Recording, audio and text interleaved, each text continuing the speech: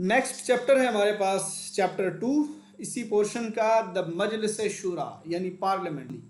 इसकी composition, duration, meetings, ये सारा कुछ हम इसमें देखते हैं। देयर शैल बी अ मजलिस शूरा यानी पार्लियामेंट होगी of the country of Pakistan consisting of the president and 2 houses to be known respectively. अब ये मजलिस शूरा देखें, जो टोटल पार्लियामेंट है ना, हम नेशनल असम्बली, सेनेट और प्रेसिडेंट, इस सारे को हम क्या कहेंगे, इस सारे की जो कंपोजिशन यानी सारे का जो मजमुआ है वो मजलिस शूरा बनती है।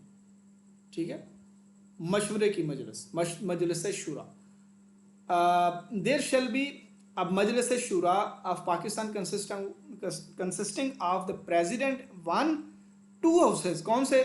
National assembly and senate. ये 3 जो एलिमेंट्स हैं ये मिलते हैं तो मजलिस शूरा बनती है। हम नॉर्मली पार्लियामेंट कहते हैं, और पार्लियामेंट हम नॉर्मली नेशनल असम्बली को, मैंने भी 2-4 बार यहाँ पे कहा होगा, लेकिन कानूनी लिहाज से नेशनल असम्बली, सेनेट और प्रेसिडेंट साहब को मिलाया जाए तो मजलिस शूरा यानी पार्लियामेंट ओवरऑल कॉन्स्टिट्यूट होती है। नेक्स्ट है हमारे पास 51 नेशनल असम्बली। अब हम वो नेशनल असम्बली और सेनेट उसकी तरफ चल पड़े ना, प्रेसिडेंट हमने कर लिया। 51 क्या है? देयर शैल बी 336 336 सीटें होंगी टोटल। किसकी? नेशनल असम्बली की। और इसमें इंक्लूडिंग रिजर्व सीट्स भी हैं, वुमेन की और नॉन मुस्लिम की। रिजर्व सीटों का रौला आपने सुना ही होगा कि वो जो है वो एक पार्टी को इंडिपेंडेंट करार दे दिया गया है और उनसे वो सीटें छीन ली गई हैं, थ्रू कोर्ट भी छीन ली हैं, थ्रू पार्लियामेंट भी छीन ली हैं। वो जो भी मामला आपने सुना होगा, बल्कि सुनना चाहिए, आप जो है वो अवेयर ऑफ रहा करें इन सारी चीज़ों से। A person shall be entitled to vote. अब वोट कौन कर सकेगा? पाकिस्तान का सिटीज़न हो, 18 साल का हो और उसका वोटर लिस्ट में नाम हो और उसको अनसाउंड माइंड ना डिक्लेयर किया गया हो किसी कोर्ट की तरफ से। अगर तो ये वाली बात जो है वो की जाए तो यहाँ तो बहुत सारे लोगों को पता ही नहीं होता वो वोट किसको दे रहे हैं और वोट आगे जा किसको रहा है। और अनफॉर्चुनेटली जब हार्स ट्रेडिंग होती है या फ्लोर क्रॉसिंग होती है या ये फिर जो वफादारियाँ तब्दील होती हैं तो हम कितने में बिकते हैं, ये तो अनफॉर्चुनेटली बहुत जो है वो दुख की बात होगी ना। फिर ये अनसाउंड माइंड तो बिल्कुल छोटी चीज़ है ना, हमने तो कभी समझा ही नहीं है, सोचा ही नहीं है कि हम क्या कर रहे हैं और हमारे किए का आगे क्या हो रहा है। हम तो क्वेश्चन रेज ही नहीं ना कर रहे। The seats in the national assembly, ये ज़रा इसका ब्रेकडाउन देख लें कि बलूचिस्तान में 16 जमा वुमेन की 4 20 हो गई, खैबर पख्तूनख्वा में 45 जमा 10 55 हो गई, पंजाब में 141 जमा 32 173 बनती है टोटल, और सिंध में 61 जमा 14 ये 75 है, और फेडरल कैपिटल की 3 सीटें। ठीक है, उसकी वुमेन की कोई नहीं है उधर, ये जनरल सीटें 3 और ये टोटल 326 बन गई। और मिनॉरिटीज़ की जब हम इसमें 10 सीटें शामिल करेंगे जो सूबों की प्रपोर्शन, उनकी आबादी, उनकी रिप्रेजेंटेशन के लिहाज से होगी, तो ये टोटल 336 बन जाएंगी। ठीक है, ये सारा वो उन 10 सीटों का लिखा हुआ है और ये 2017 के सेंसस के अकॉर्डिंग हो गई, ये भी बताया हुआ है। कॉन्स्टिट्यूशन ऑफ पाकिस्तान का ये कौन सा है, ये क्लास नंबर 6 है, आर्टिकल कौन सा 51 चल रहा है। अच्छा, 6 में क्या है? For the purpose of election of to the national assembly. ये देखिएगा ज़रा क्या, the constituency for the general seat shall be single member. देखें, नेशनल असम्बली में the constituencies of the general seats shall be single member territorial constituencies and the member to fill such seat, एक बंदे के पास एक ही seat होगी, shall be elected by direct and free vote in accordance with law. एक seat बंदा लेकर आएगा, और जो एक से ज़्यादा पे लड़ते हैं बाद में उन पर ज़िमनी इलेक्शन होता है। बी क्या है? Each province shall be a single constituency for all seats reserved for women which are allocated to the respective province. अच्छा, ये जो औरतों की सीटें हैं 60 हैं टोटल, तो जो नेशनल असम्बली में है ना, तो इनके लिए उनके पूरे मुल्क को एक कॉन्स्टिट्यूंसी समझ लिया जाता है। इनको स्पेशल जो है ना इस तरह नहीं कहा जाता कि अगर कहीं से एक एमएनए बन गया है तो उसी गांव का कोई दूसरा नहीं बन सकता, स्पेशल सीट पे बन सकता है, क्योंकि वो तो पूरा पाकिस्तान एक कॉन्स्टिट्यूंसी बन गया ना। और स्पेशल सीटें जो प्रोविंस की होती हैं, ये हो गया प्रोविंस सारा एक कॉन्स्टिट्यूंसी बन गई। और जब नेशनल असम्बली में रिजर्व सीटों की बात आनी तो पूरा पाकिस्तान जो है वो एक नॉन मुस्लिम की सीटों के लिए एक कॉन्स्टिट्यूंसी बन जाएगा। ठीक है, उसमें बाकी हुई ये जो नंबर वाली कॉन्स्टिट्यूंसीज होती हैं इनको हम फिर कंसिडर नहीं करेंगे कि कौन कहाँ से जो है वो स्पेशल सीट के ऊपर लाया जाएगा। वो ओवरऑल अगर नेशनल असम्बली की रिजर्व सीट है तो पूरा पाकिस्तान एक कॉन्स्टिट्यूंसी बना दिया जाएगा, उसमें कोई तफरीक नहीं रखी जाएगी कि इधर वाला बंदा उधर नहीं कर सकता। एक ही कॉन्स्टिट्यूंसी से आप सियालकोट में चेक कीजिएगा कितने लोग हैं रिजर्व सीटों पे और दूसरे, मैं आपको वैसे मिसाल दे रहा हूँ। और नेशनल असम्बली के लिए यह हो गया, और प्रोविंशियल के लिए पूरे सूबा को एक कॉन्स्टिट्यूंसी डिक्लेयर कर दिया जाता है। लेकिन आमतौर पर जनरल सीट के लिए एक बंदा एक नंबर के लिहाज से जो कॉन्स्टिट्यूंसीज होती हैं वहाँ से लड़ता है और कामयाब होकर असम्बली में एक नंबर या एक कॉन्स्टिट्यूंसी के लिहाज से बैठता है। बाकी वाली जो सीटें उसने विन की हुई होती हैं, अगर वो अपनी पॉपुलैरिटी शो करवाना चाहता है तो वो बाद में उसको छोड़नी पड़ती है। Members to the seats reserved for women which are allocated to a province, तो ये औरतों की जो हैं वो ज़ाहिर है पॉलिटिकल पार्टीज़ ने जितनी सीटें जीती हैं उनकी प्रपोर्शन के लिहाज से ये 60 सीटें डिवाइड होंगी। अब तो खैर एक पार्टी जिसकी सबसे ज़्यादा कहा जाता है कि सीटें हैं उसको इंडिपेंडेंट डिक्लेयर करके तो बाकियों में ये जो है वो बांट दी गई हैं, लेकिन कानून इस तरह कहता है और उनको भी ज़ाहिर है कानून के ही किसी लिहाज से इंडिपेंडेंट करार दिया गया है ना। Provided that for the purpose of this paragraph the total number of seats won by a political party, तो उस कुछ रिटर्न कैंडिडेट होते हैं जो आज़ाद होते हैं और किसी पार्टी के साथ उन्होंने मिलना होता है, तो उनको मिलाकर टोटल प्रोपोर्शन के लिहाज से 60 सीटें तकसीम होगी। ठीक है, members to the seat reserved for women, तो ये वुमेन का भी उसी तरह ही होगा। ठीक है, प्रोपोर्शन के लिहाज से ये जितनी सीटें किसी ने जीती हैं उसी लिहाज से ये 10 तकसीम होंगी। Provided that for the purpose of this paragraph the total number of general seats won by a political party shall include the independent return candidate, ये सारे कैंडिडेट जो रिटर्न होते हैं और जीती हुई पार्टी के साथ जो मिलते हैं 3 दिनों में उन्होंने उस पार्टी को, आज़ाद लोगों ने किसी न किसी पार्टी को ज्वाइन करना होता है और उसके बाद फिर टोटल तादाद के लिहाज से स्पेशल सीटें बाद में ऐड होती हैं। 52 हमें कहता है ड्यूरेशन ऑफ नेशनल असम्बली, तो ड्यूरेशन है इसका 5 साल। ठीक है, स्पीकर एंड डिप्टी स्पीकर जो होते हैं जैसे इलेक्शन हेल्ड हो जाता है, रिजल्ट अनाउंस हो जाता है, तो after general election the national assembly shell at its first meeting, पहली मीटिंग पर स्पीकर और नेशनल स्पीकर जो है स्पीकर और डिप्टी स्पीकर का नेशनल असम्बली में इंतखाब होगा। ठीक है, अदर देन एनी जो है exclusion of any other business, अगर कोई छोटी मोटी मीटिंग हो रही है तो वो अलग बात है। अच्छा, उसके बाद बिफोर एंटरिंग अपॉन ऑफिस, ये देखिएगा ज़रा, ये नेशनल असम्बली और नेशनल असम्बली के स्पीकर और डिप्टी स्पीकर का ओथ देखिए। Before entering upon office a member elected as speaker, तो पहले इनका इलेक्शन हो जाना है ना उधर। आप देखें एमएनए सारे इकट्ठे होकर चले गए असम्बली में, सबसे पहले स्पीकर और डिप्टी स्पीकर को इलेक्ट किया जाता है। शैल मेक, ये ओथ इनका होगा नेशनल असम्बली के सामने। किनके सामने? नेशनल असम्बली, एमएनएज के सामने इनका ओथ होगा।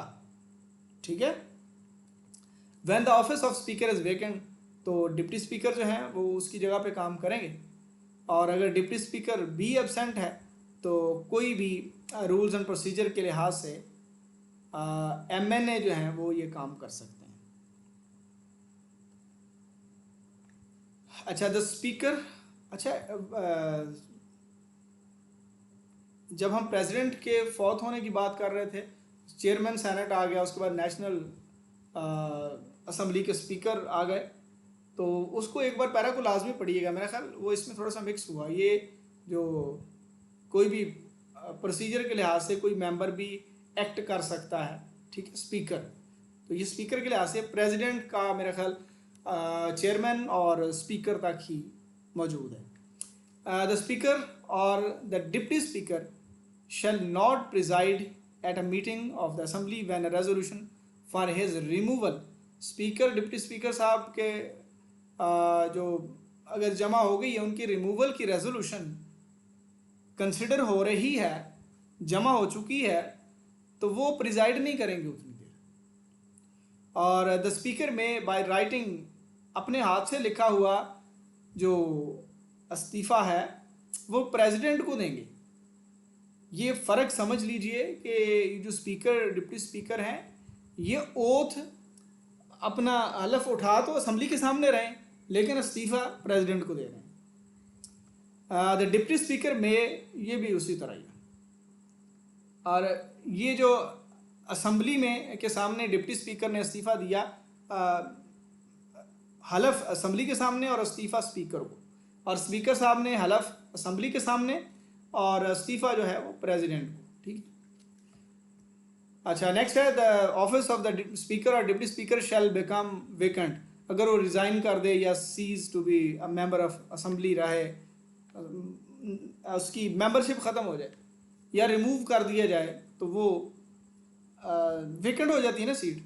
तो when the national assembly dissolve, जब नेशनल असम्बली डिज़ोल्व होती है, अच्छा ये ज़रा देखिए, he is removed from the office by resolution of the assembly of which not less than 7 days notice, उसको पहले नोटिस भी जाना है, ये प्रोसीजर है। और जब नेशनल असम्बली डिज़ोल्व होती है the speaker shall continue, speaker continue रखता है अपना काम, ठीक है, अनटिल नेक्स्ट असम्बली जो है वो बनती है और अपना स्पीकर जो है वो इलेक्ट करती है। 54 है the president may from time to time summon, president साहब जो है वो समन कर सकते हैं, ये उनके इख्तियारात हैं। किसको? पार्लियामेंट को, ठीक है, मजलिस शूरा को, यानी सेनेट को और नेशनल असम्बली दोनों को जो है वो समन कर सकते हैं सिटिंग के लिए। नेक्स्ट है कि there shall be at least 3 sessions of the national assembly every year, हर साल कम से कम 3 सेशंस होंगे, और वो सेशंस जो हैं ज़्यादा से ज़्यादा 120 दिन चल सकते हैं। ज़ाहिर है सेशन जो है वो मुलतवी भी होते हैं, एडजर्न होते हैं, तो उस लिहाज से ज़्यादा से ज़्यादा जो बिज़नेस डेज़ हैं, ज़ाहिर ये 3 होंगे तो इनके दरमियान इंटरवीनिंग डेज़ जो है वो मैक्सिमम 120 हो सकते हैं। अगर सेशन ज़ाहिर है ज़्यादा होंगे तो कम से कम वो 130, यानी not less than 130 working days जो है वो असम्बली जो है वो मीट करेगी। इसमें थोड़ी सी एक एक्सप्लेनेशन देख लें कि वर्किंग डेज हम उनको कहते हैं कि जब अडजर्न होती है या मुलतवी होती है, होता है कोई इजलास, तो उस इल्तवा 2 दिन से ज़्यादा इल्तवा ना हो उसको हम वर्किंग डेज शुमार करते हैं। 2 दिन से ज़्यादा इल्तवा होगा तो वो डेज एक्सक्लूड हो जाएंगे, ठीक है। अच्छा, नेक्स्ट है कि on a requisition signed by not less than 1/4 of total membership, अब टोटल मेंबर जितने असम्बली में है ना उनका 1/4 जो है वो कोई तवज्जो दिलाओ नोटिस कोई भी ला सकता है, कोई रेजोल्यूशन, कोई मूव जमा करवा सकता है, ठीक है। और उसके 14 डेज़ में, उसको रिसीव करने के 14 डेज़ में जो स्पीकर साहब हैं वो अपने इख्तियारात रखते हैं। क्या इख्तियारात हैं? कि वो समन करें असम्बली को सेशन के लिए। वोटिंग का प्रोसेस क्या है? Subject to the constitution all decisions of the national assembly shall be taken by the majority of the member present, जितने वहाँ पे मौजूद होंगे उनकी मेजॉरिटी देखी जाएगी, उन्हीं का 1/3, उन्हीं का 2/3 देखा जाएगा। If at any time during a sitting of the National Assembly the attention of the person presiding is drawn to, अगर किसी मामले की तरफ तवज्जो दिलवानी है तो 1/4 उस वक़्त के लोग मेंबर होने चाहिए उस तवज्जो दिलाओ की तरफ। 56 है कि the president may address either house और बोथ, एक या दोनों हाउसेज को वो एड्रेस कर सकते हैं together, and may for that purpose, उस पर्पज़ के लिए वो अटेंडेंस ले सकते हैं कितने बंदे मौजूद हैं। सेकंड क्लास है इसकी, the president may send message भेज सकते हैं और उस मैसेज को जो है वो पार्लियामेंट कंसिडर करेगी, ठीक है। नंबर 3 है at the commencement of the first session after each general election. तो प्रेसिडेंट साहब जो है वो एड्रेस करेंगे और साल का जो पहला सेशन होता है उस वक्त भी एड्रेस करेंगे, ठीक है। नेक्स्ट है number 4, provision shall be made in the rules for regulating the procedure of a house and conduct of its business for the allotment of time for discussion of the matter। ये इसके लिए rules बनेंगे, ठीक है, कि जो president का address होगा उसके लिहाज से, ठीक है। राइट टू स्पीक किसको है? The prime minister, federal minister, a minister of state and attorney general, ये आ सकते हैं, एड्रेस कर सकते हैं। लेकिन दूसरी बात है ऑब्वियसली अगर किसी कबीना का मेंबर, किसी कमेटी का मेंबर बना दिया गया है किसी को, but shall not by virtue of this article be entitled to, लेकिन ये है कि वो, अब ये अटॉर्नी जनरल है, ये वोट तो नहीं कर सकता। और अगर कोई फेडरल मिनिस्टर एमएनए नहीं है, मशीर वगैरह लगाए जाते तो वो वोट तो नहीं ना कर सकते, बोल सकते हैं वहाँ पे। 58 क्या है? The president shall dissolve the national assembly if so advised by the prime minister. अगर प्राइम मिनिस्टर कहेंगे असेंबली डिजॉल्व कर दे तो प्रेजिडेंट हैं वो कर देंगे, और अगर वो नहीं करेंगे तो 48 hours from the advice issued खुद ही हो जाएगी। ये सवाल है। Explanation reference in this article के जो प्राइम मिनिस्टर है shall not be constitute to include reference to prime minister against whom a notice of resolution. वो प्राइम मिनिस्टर नहीं भेज सकता। ये जो इमरान खान साहब वाली बात दोबारा आ गई कि जिसके खिलाफ नो कॉन्फिडेंस मूव जो है वो चल रही है, वो नहीं भेज सकता असेंबली तोड़ने की एडवाइस, ठीक है। Notwithstanding anything contained in the clause 2 of article 48 the president may also deserve, president खुद भी कर सकता है national assembly in his discretion where a vote of no confidence जो है वो तो पास हो गया, प्राइम मिनिस्टर साहब निकल गए, and no other member of the national assembly commands the confidence, ये 2/3 कोई और नहीं ले सका, तो फिर असेंबली खुद डिजॉल्व कर देंगे। 59 है the senate shall consist of 96 member. तो 96 किस तरह होंगे ये मैं आपको समझा देता हूँ, सिंपल है।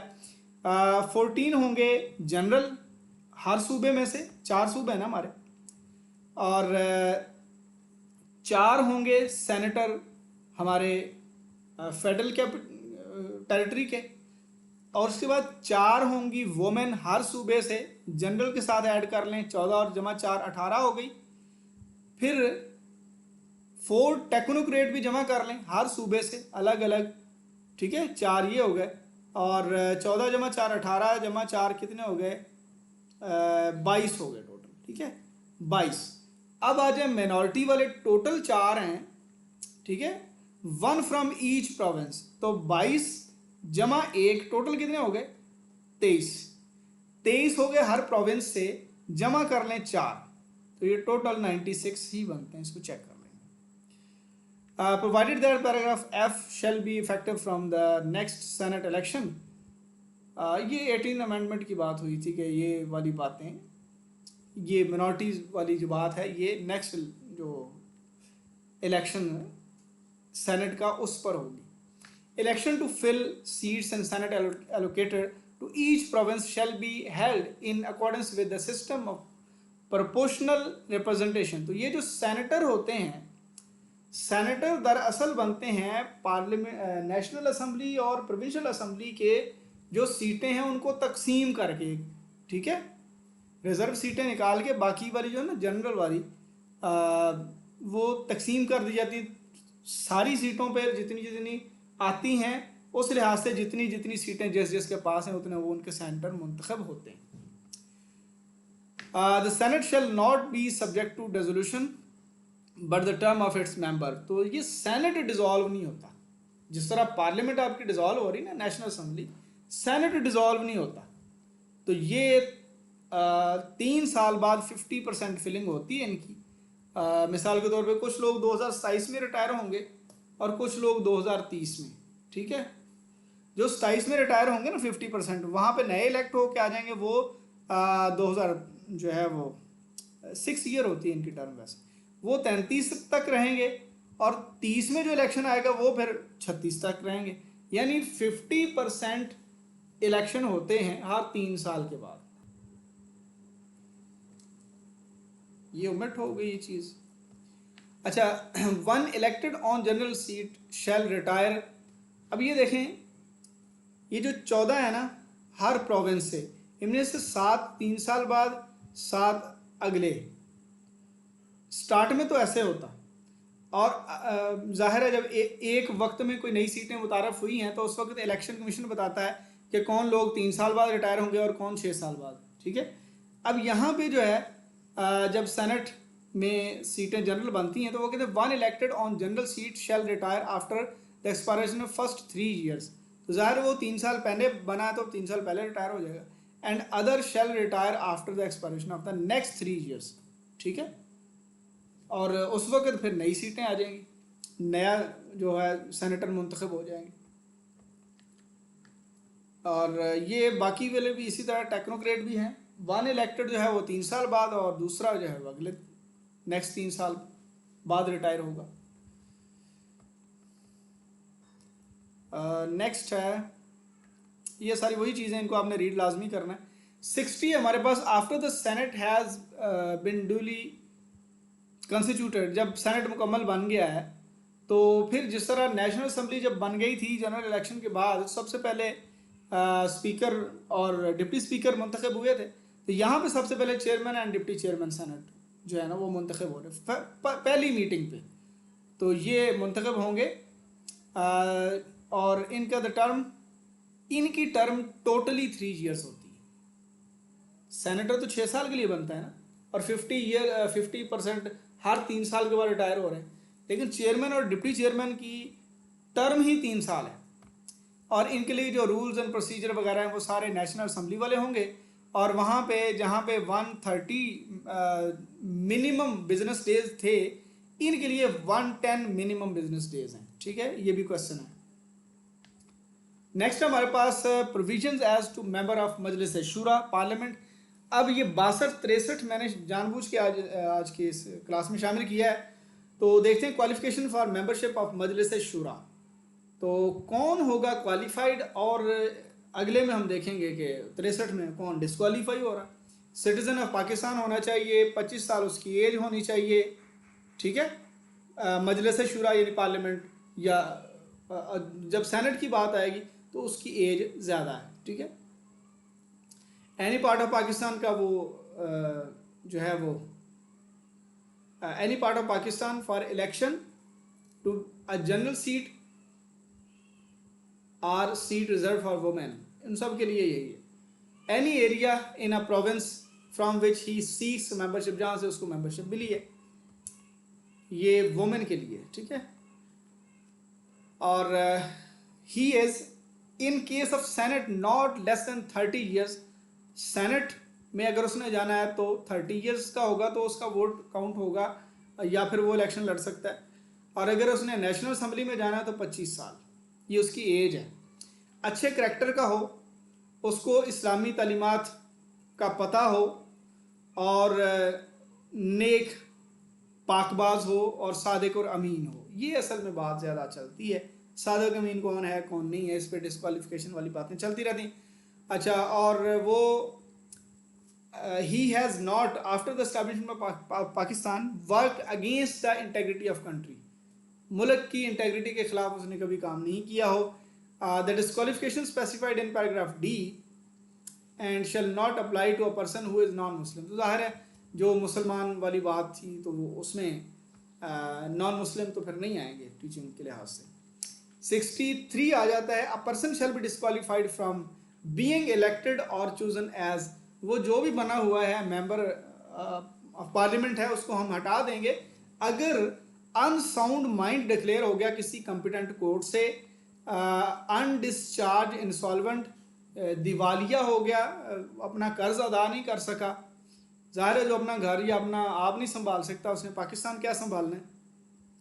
अगर उसको पाकिस्तान की सिटीज़नशिप से जो है वो हटा दिया गया है, ठीक है, या उसने कोई बाहर की सिटीज़नशिप ले ली है तो भी डिस्क्वालीफाई होगा। He holds an office of profit in the service of Pakistan other than an office declared by law, ऐसा कोई भी काम जो कानून में उसके लिए इजाज़त, उसके अलावा अगर उसने कोई ऑफिस होल्ड किया तो भी डिस्क्वालीफाई हो जाएगा। ये अकामे वगैरह वाले चक्कर, ठीक है। He is in the service of any statutory body or any body which is owned or controlled by the government, ठीक है। तो सरकारी तौर पर कोई एजेंसी में अगर हो तब भी। Being a citizen of Pakistan by virtue of section, ये सिटीजन एक्ट के लिहाज से he is for the time being disqualified under any law in force. ये जम्मू कश्मीर में जो है अगर वो under any law in force जो आज़ाद जम्मू कश्मीर में होगा, being elected as member of legislative assembly of, ये वहाँ के लिए भी नाअहल होगा, ये सिटीजन एक्ट में लिखा हुआ है। नेक्स्ट है कि he has been convicted by, अगर वो कन्विक्ट हो गया है, कोर्ट से सज़ा हो गई है, ठीक है, तो उसको 5 साल के लिए फिर वो नहीं आ सकेगा, ठीक है। तो ये यूसुफ रज़ा गिलानी साहब को हुई थी, तो फिर उसके बाद अगले इलेक्शन में हिस्सा लिया था उन्होंने। अगले इलेक्शन में भी नहीं लिया था क्योंकि अगला इलेक्शन बहुत करीब था, उससे अगले में, तो 5 साल के लिए फिर बंदा इस तरह। ही has been on conviction for any offence involving moral turpitude, यानी गैर अखलाकी तौर पर उसको जो है वो फाउंड किया गया और उसको ये इम्प्रिजनमेंट वगैरह हुई है, तो 5 साल तक वो फिर मेंबर कौमी असम्बली वगैरह नहीं बन सकता। नेक्स्ट है disqualification. He has bin dismissed from the service, अगर पाकिस्तान की सर्विस से उसको जो है वो डिसमिस किया गया है, फेडरल, प्रोविंशियल या लोकल गवर्नमेंट, किसी भी टाइप की गवर्नमेंट के इदारे से मिसकंडक्ट पर, तो 5 साल तक फिर भी वो इलेक्शन में हिस्सा नहीं ले सकता। देख लें, वैसे सजाओं के बाद भी सिर्फ 5 साल। ही हैज़ बिन रिमूव्ड और कंपल्सरीली रिटायर्ड, अगर उसको जबरी रिटायर किया गया तो फिर भी जनाब वो 3 साल अगर किसी इदारे से जबरी रिटायर कर दिया गया है किसी भी मसले की बुनियाद पर, 3 साल वो MNA नहीं बन सकता। ही has bin in the MPA के लिए भी यही है। ये क्वालिफिकेशन डिस्क्वालिफिकेशन की बात हो रही, और अगर ऐसा होगा तो वो डिस्क्वालीफाई हो जाएगा।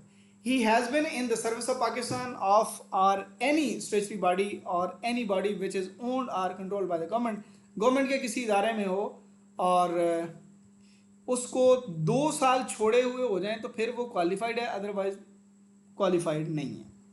नेक्स्ट है ही वेदर बाय हिमसेल्फ और बाय एनी पर्सन, ये है कि अगर अनडिवाइडेड हिंदू फैमिली का वो मेंबर है और वो ज़ाहिर है हमसाए मुल्क में उसका कोई न कोई बिज़नेस वगैरह हो सकता है, अगर तो वो ख़ुद बिज़नेस कर रहा है तो वो डिस्क्वालीफाइड है। अगर उसका फैमिली मेम्बर कोई कर रहा है, वो उसमें इन्वॉल्व नहीं है, तो वो फिर डिस्क्वालीफाई नहीं होगा।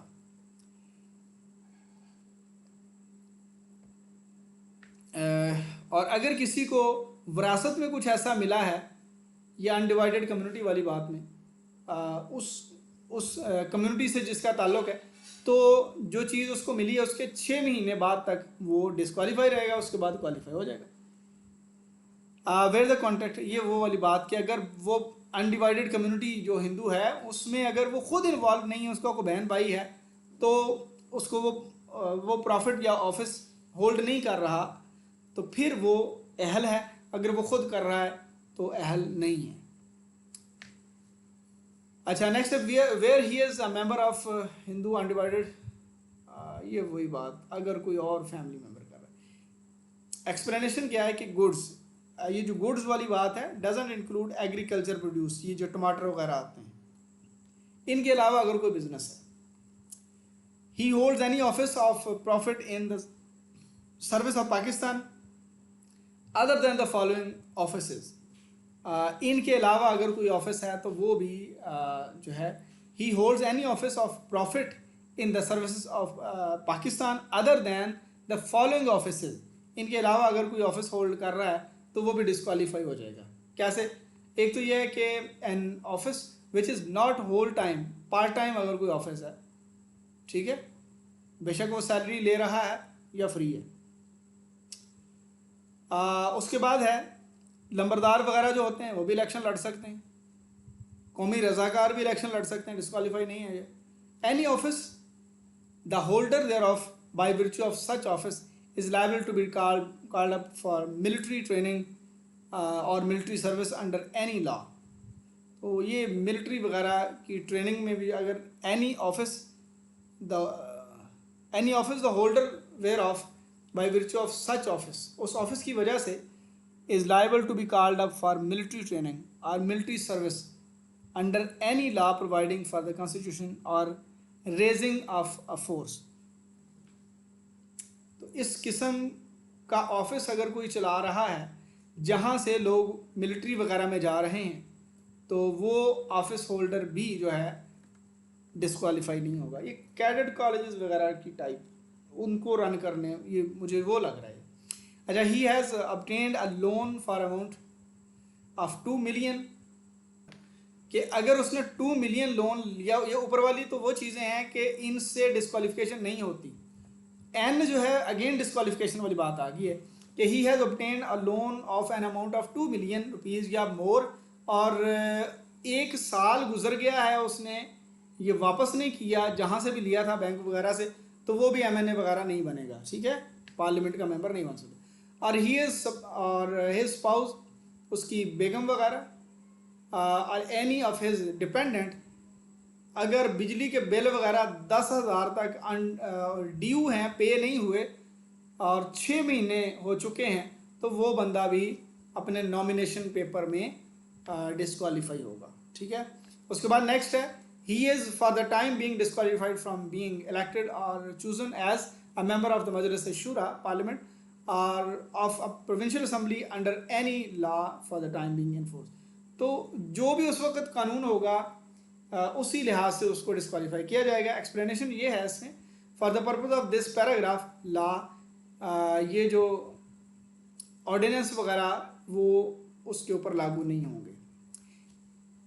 अच्छा, नेक्स्ट ये कि if any question arises whether, अगर किसी बंदे के बारे में क्वेश्चन रेज हुआ है कि वो क्वालिफाइड है या नहीं क्वालिफाइड, ठीक है, तो ये स्पीकर को जमा होगा और स्पीकर जो है वो इलेक्शन कमीशन को रेफ़र करेगा 30 डेज़ के अंदर. अगर 30 डेज़ में नहीं करेगा तो खुद ब खुद तसव्वुर होगा कि इलेक्शन कमीशन को पहुंच चुका है और इलेक्शन कमीशन उसके ऊपर फैसला देगा. अगर इलेक्शन कमीशन का फैसला किसी को पसंद नहीं आता तो सुप्रीम कोर्ट में चैलेंज होगा वो. ठीक है. अच्छा, नेक्स्ट 63A है डिफेक्शन. क्या है कि अगर हुकूमत में एक ही पार्टी है, इस वक्त तो एक से ज़्यादा पार्टीज़ का इश्तराक है, अगर एक ही पार्टी है तो जो मेंबर्स हैं वो 3 किस्म के वोट का पाबंद होता है.